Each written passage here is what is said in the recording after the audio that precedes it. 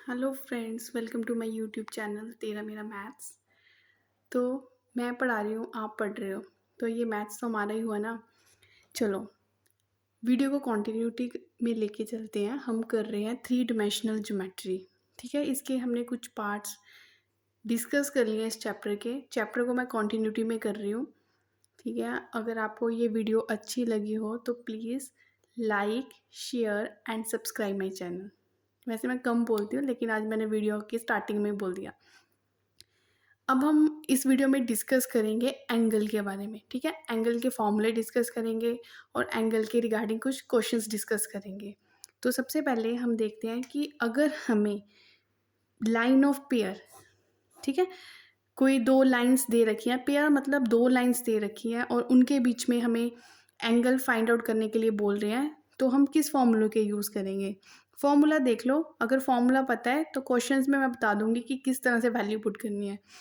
चलो पहले फॉर्मूला लिख लेते हैं। इसका फॉर्मूला होता है cos theta is equal to A1 A2 plus B1 B2 plus C1 C2 upon root of A1 square plus B1 square plus C1 square. ठीक है, अब यहाँ पे 1 वाले, यहाँ पे 2 वाले, A2 square plus B2 square plus C2 square. Simple सा फॉर्मूला है, कोई ज़्यादा इसमें आपको सोचना नहीं पड़ेगा।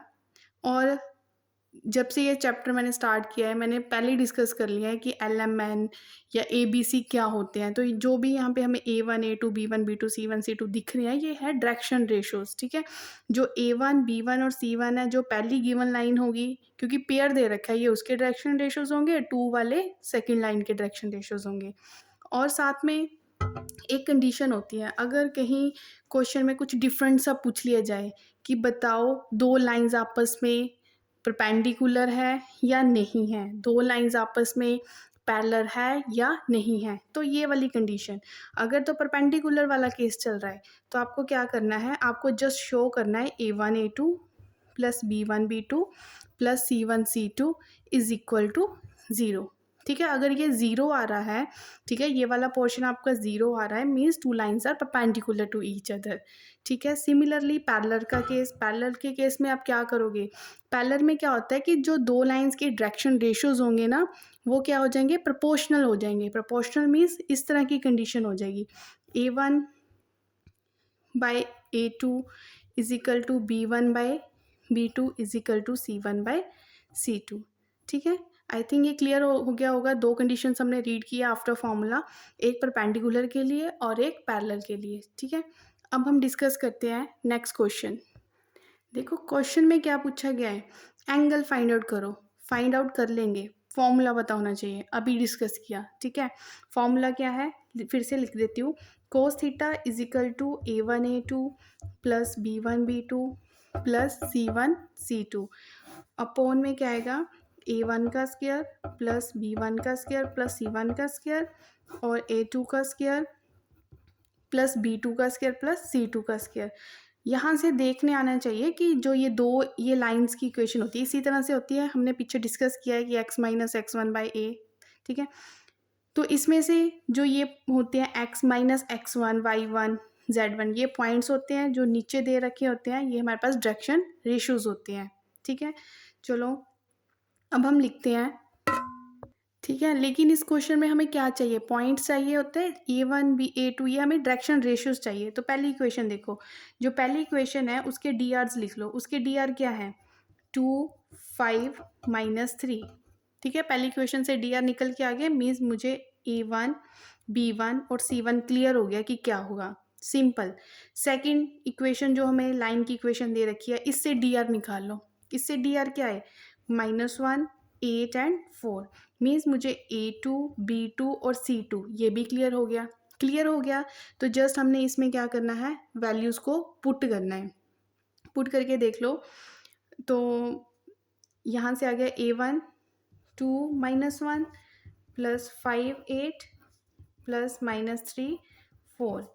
ठीक है, अपॉन A1 का स्क्वायर मीन्स 4, 5 का स्क्वायर 25 प्लस 9, यहाँ से 1 प्लस 64 प्लस 16। ठीक है, तो आप इसको सॉल्व करके देख लें। ठीक है, मैं डायरेक्ट आंसर लिख देती हूँ कि आफ्टर सॉल्विंग कि इसका आंसर क्या आएगा। इसको सॉल्व करके देख लेंगे। यहाँ पे बनेगा ये 26 अपॉन, यहाँ से आ गया 9 अंडर रूट 38, और यहाँ से आ गया एक आ गया अंडर रूट 81। ठीक है, ये 65 16, ठीक है, 81 आ गया। तो इसको आप क्या आगे सॉल्व कर सकते हो। हाँ जी, 81 का आपने कर दिया अंडर रूट 38, 81 का आ गया 9। ठीक है, तो हमें एंगल फाइंड आउट करना होता है, मीन्स हमें थीटा फाइंड आउट करना है। थीटा इधर ही रहने दो, और कॉस इनवर्स, कॉस उधर जाके इनवर्स का हो गया, और ये आ गया हमारे पास फाइनल आंसर। ठीक है, बिल्कुल सिंपल था क्वेश्चन। वीडियो को पॉज करके आप फिर से इस क्वेश्चन को अच्छे से समझ सकते हो। हम नेक्स्ट देखिए, नेक्स्ट क्वेश्चन में भी हमें एंगल ही फाइंड आउट करना है। एंगल पहले देख लेते हैं हमें दे क्या रखा है। एंगल किस में फाइंड आउट करना है, दो लाइंस में। दो लाइंस में फाइंड आउट करना है, तो दोनों लाइंस के हमें क्या पता होना चाहिए, डायरेक्शन रेशियोज पता होना चाहिए, मतलब A1 B1 C1, A2 B2 C2। तो पहले तो उन्होंने काम ही खत्म कर दिया। पहली लाइन के उन्होंने हमें क्या दे दिए, DR दे दिए। तो फर्स्ट लाइन के DR कितने हैं, 2 2 1 गिवन है। ठीक है, मतलब A1 B1 C1 हमें गिवन है। लेकिन कहते हैं दूसरी लाइन के ये पॉइंट्स दे दिए, DR हमें खुद फाइंड आउट करना है। बेसिक कंसेप्ट है, already discuss in my previous video, कि अगर हमें दो पॉइंट्स दे रखे हो तो वहाँ से DRs निकालने हो तो कैसे निकलते हैं। ठीक है, second point minus first point, mean 7 minus 3, यहाँ से कितना आ गया 4, 2 माइनस 1, 12 माइनस 4 8। तो ये आगे मेरे पास सेकेंड लाइन के DRs 4 1 8, means A2 B2 C2, ये भी क्लियर हो गया। क्या करना है, फॉर्मूला लिखो वही cos थीटा वाला, जस्ट उसमें आप क्या कर दो, वैल्यूज पुट कर दो। ठीक है, मैं आपको इसका ये क्लियर कर देती हूँ। आफ्टर सॉल्विंग, मतलब फॉर्मूले में वैल्यूज पुट करने के बाद आपका जो फाइनल आंसर आना चाहिए वो आना चाहिए theta is equal to cos inverse 2/3। Just values put out करनी है, मैंने DRs तो लिख ही दिए हैं, आप इसे सॉल्व करके देख लें। चलो, अब दो क्वेश्चन तो डिस्कस हो ही गए हैं, एक प्रैक्टिस के लिए एक और क्वेश्चन डिस्कस कर लेते हैं। अगले क्वेश्चन है, इसमें चलो एंगल तो नहीं पूछा गया है, इसमें क्या पूछा गया है, एक वेक्टर इक्वेशन पूछी गई है।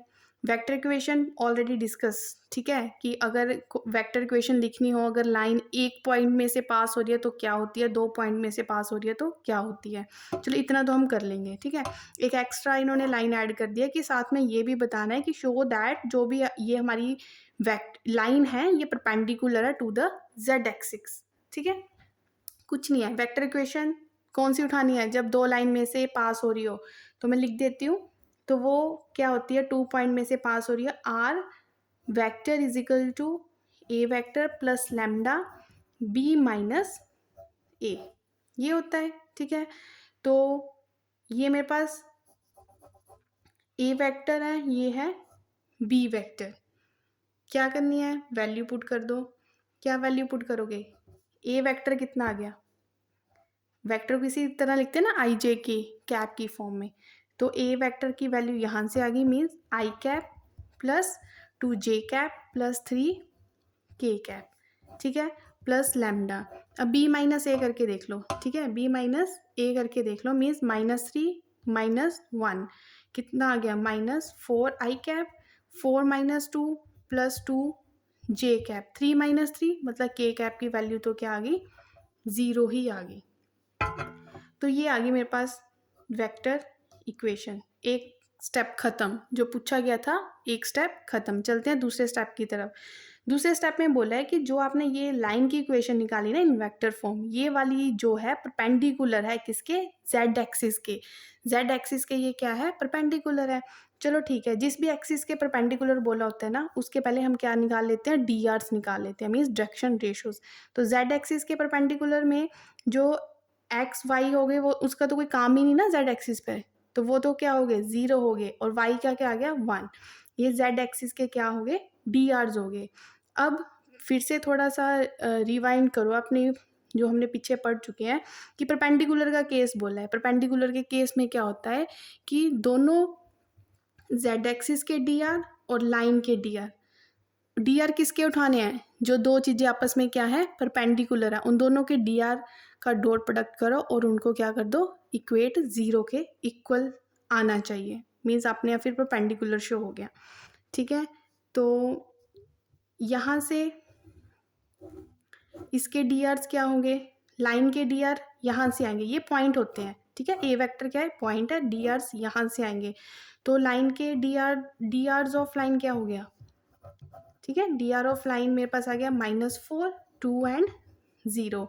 और Z X D Rs of Z axis के डी आर कितने हो गए, अभी मैंने लिखा 0 0 1, ठीक है, तो क्या हो गया, ये बन गया -4 0 +2 0 +0 1, 0 आ गया, तो हाँ जी शो हो गया, परपेंडिकुलर शो करने के लिए बोला था, और वो क्या होता है, डॉट प्रोडक्ट 0 आना चाहिए, ठीक है। तो ये क्वेश्चन हमने डिस्कस कर लिए। अब जो मेरी नेक्स्ट वीडियो आएगी उसमें हम शॉर्टेस्ट डिस्टेंस के रिगार्डिंग थोड़ा सा बेसिक कंसेप्ट एंड उसके रिगार्डिंग कुछ क्वेश्चन डिस्कस करेंगे।